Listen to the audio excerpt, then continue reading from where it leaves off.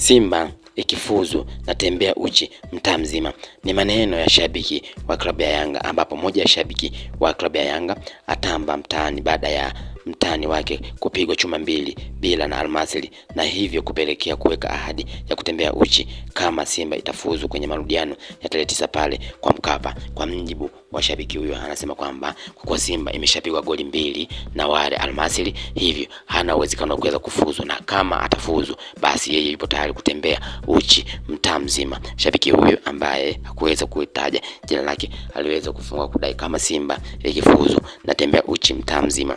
Ikumbuke kwamba klabu ya Simba Sport Club ambayo yenyewe iliweza kumenyana na Almasri imeweza kuruhusu goli 2-0 ikiwa ugenini, na hivyo kutegemea matumaini ya kuweza kupata magoli mengi au ushindi mzuri kwenye uwanja wa Benjamin Mkapa katika mechi ya marudiano ambayo itafanyika Aprili 9, huku akiahidi kwamba kama hiyo tarehe 9 ataweza Simba kuweza kufuzu kuingia hatua ya nusu finali, basi yeye yupo tayari kuweza kutembea uchi mtani kwake kote.